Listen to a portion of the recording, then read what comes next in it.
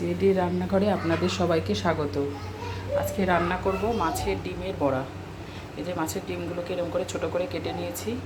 মশলা দেবো, এখানে আদা রসুন পেঁয়াজ একবারে পেস্ট করে নিয়েছি, একটু টমেটো সস, আর এই যে হলুদ, জিরার গুঁড়ো, শুকনো লঙ্কা গুঁড়ো। তেল কড়াইয়ে দিয়ে দিয়েছি, তেলটা গরম হয়ে গেছে। এই যে আলু এরকমভাবে ছোটো ছোটো করে কেটে নিয়েছি। এবার এর মধ্যে একটু বেসন আর লবণ হলুদ দিয়ে মেখে নেব ডিমটাকে। হলুদটা সামান্য দেব,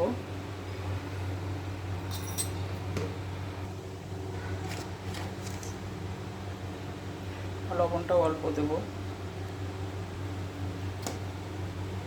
এবার একটু বেসন দিয়ে দেব,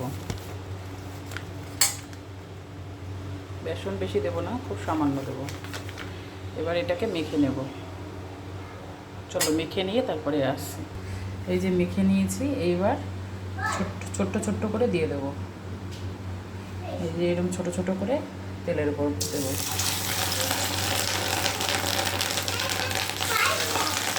এই যে এরকমভাবে দিয়েছি, এবার এটাকে উল্টে দিতে হবে।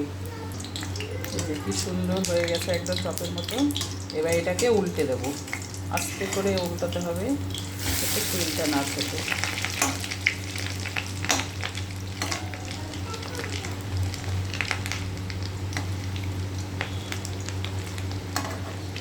খুব হালকা আছে এটা ভাজতে হবে। গ্যাসের তাপটা হালকা করে দিতে হবে, বেশি স্পিডে জালটা দিয়ে দিলে ভেতরটা কাঁচা থাকবে। আস্তে আস্তে ভাজা হতে থাকবে। এই যে বড়াগুলো ভাজা হয়ে গেছে, এবার এক এক করে তুলে নেব। ভাজা হয়ে গেছে, এবার তুলে নেব। এইরকম একই রকমভাবে সবগুলো ভেজে নেব। কেমন ফেনা হয়ে গেছে,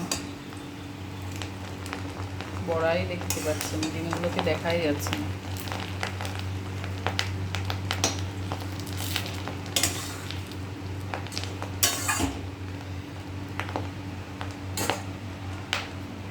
এই যে বড়াগুলো কত সুন্দর ভাজা হয়েছে, বড়াগুলো কত সুন্দর ভাজা হয়েছে। এবার এই বড়া দিয়েই ঝোল বানাবো, মাছের ডিমের বড়ার ঝোল আজকের রেসিপি।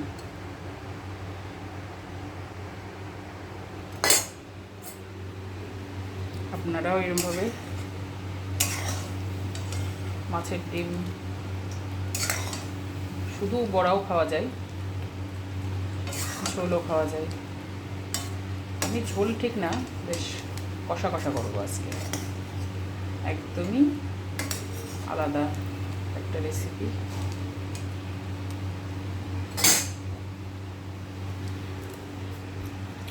বড়া ভাজা হয়ে গেছে, এবার আলুগুলো দিয়ে দেবো।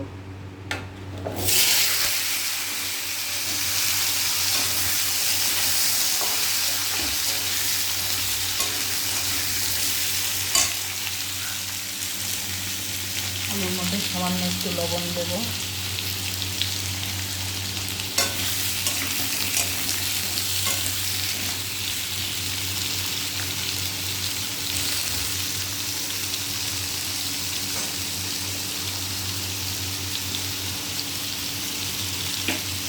আর সামান্য একটু হলুদ গুঁড়া। আলুটা দিয়ে ভাজতে দেবো। আলুটা ভাজা হয়ে গেলে আলুটা তুলে রেখে মশলা দেবো।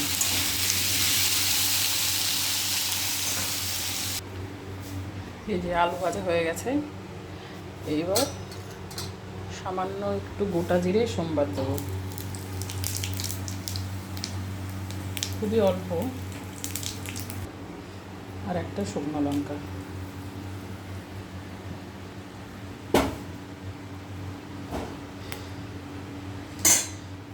এবার পেস্ট করা মশলাটা দিয়ে দেবো।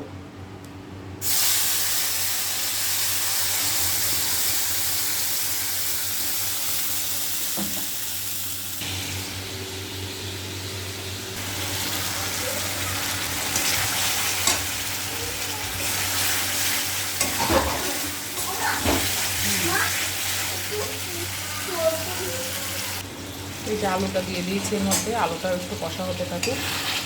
তারপরে আলুটা একটু সেদ্ধ যেহেতু ভেজে নিয়েছিলাম, একটু নরম হয়ে এলে তারপরে ডিমটা দিয়ে দেবো।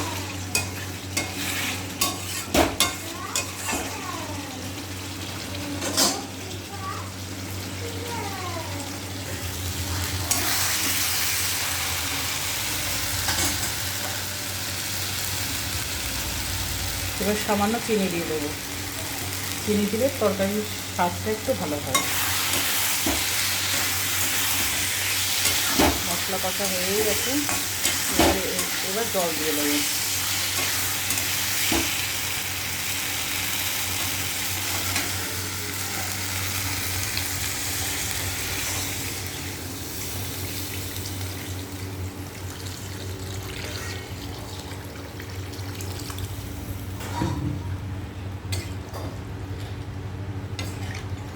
ঝোলটা ফুটে এলে তারপরে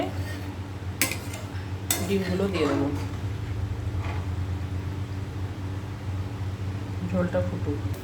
এই যে ঝোলটা ফুটে উঠেছে, এবার ডিমগুলো এক এক করে দিয়ে দেবো।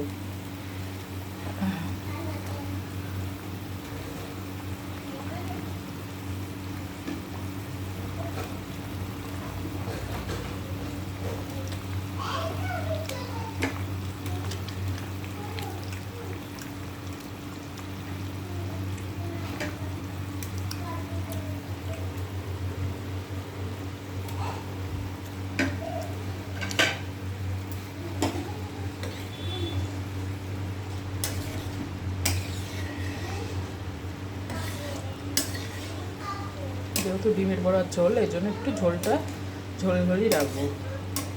খুব ঝোল ঝোল না, বেশ কষা কষা মতন। এবার ঝোলটা ফুটতে থাকবে।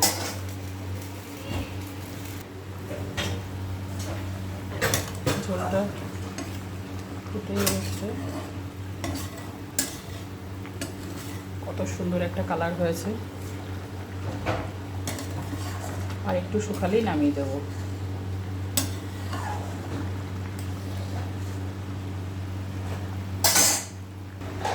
ঝোলটা হয়েই এসছে, এবার নামিয়ে নেব।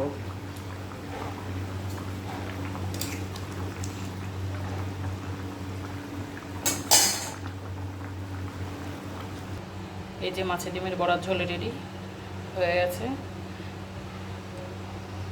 আমার এই রান্নাটা আপনাদের ভালো লাগলে লাইক কমেন্ট শেয়ার করে দেবেন,